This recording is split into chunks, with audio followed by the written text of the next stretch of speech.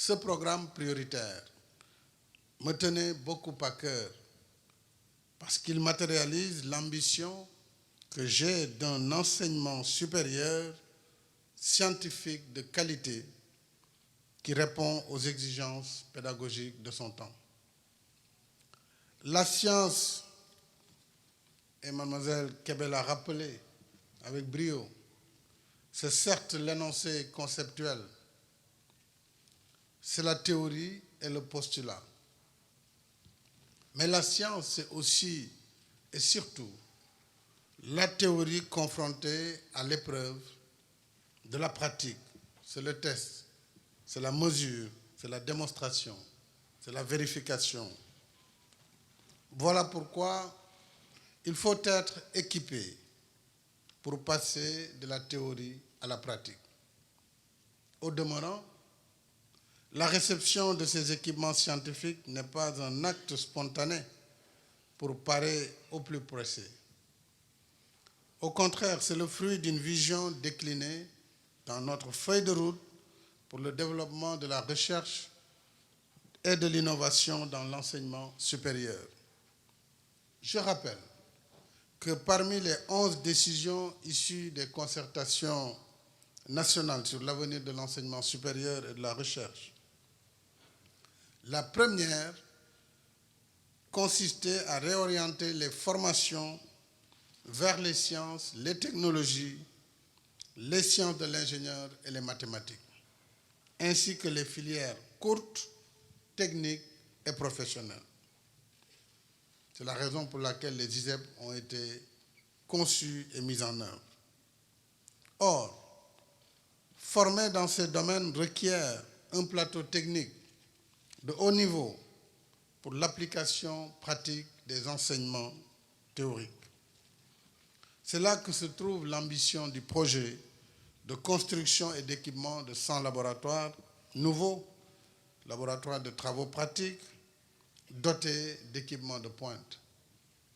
Dans le même esprit, la 8e décision issue des concertations sur l'avenir de l'enseignement supérieur et de la recherche portait sur le nouvel élan à donner à la recherche et à l'innovation par la mise en place de plateformes mutualisées avec des équipements scientifiques lourds à la Cité du Savoir, ici même à Diamniadio. La mise en place d'un centre national de microscopie électronique de dernière génération et des équipements pour le laboratoire national de biotechnologie et de génétique moléculaire s'inscrit dans le même cadre. Ce que nous visons avec ces différentes plateformes, c'est de faciliter à nos enseignants-chercheurs, à nos chercheurs et à nos étudiants l'accès aux technologies modernes en leur évitant en même temps de fréquents et coûteux déplacements à l'extérieur.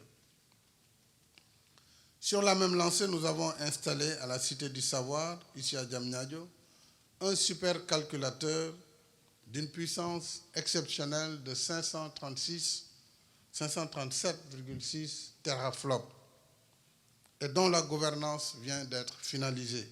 Monsieur le ministre de l'Enseignement supérieur, j'espère que dans les prochaines semaines, le supercalculateur va voir son fonctionnement démarrer.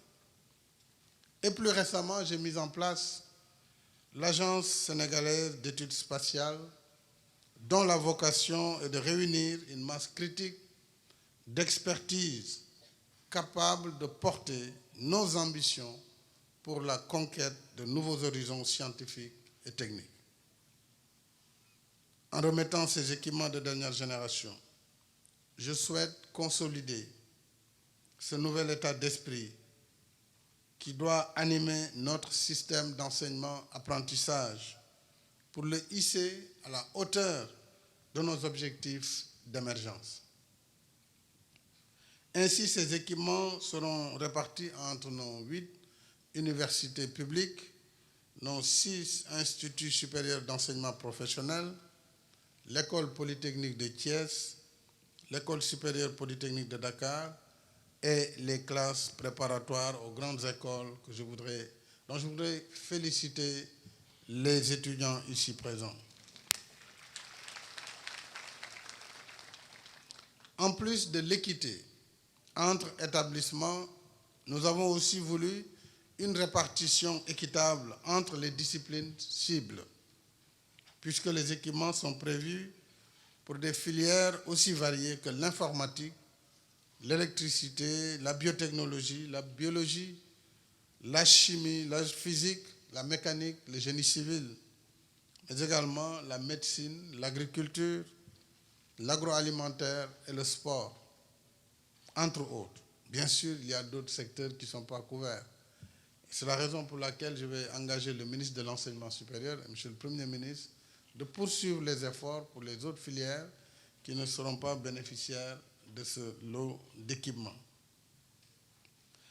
La maîtrise du savoir et du savoir-faire dans chacun de ces domaines exige en effet le recours aux meilleurs outils de travail pour atteindre des niveaux de performance élevés.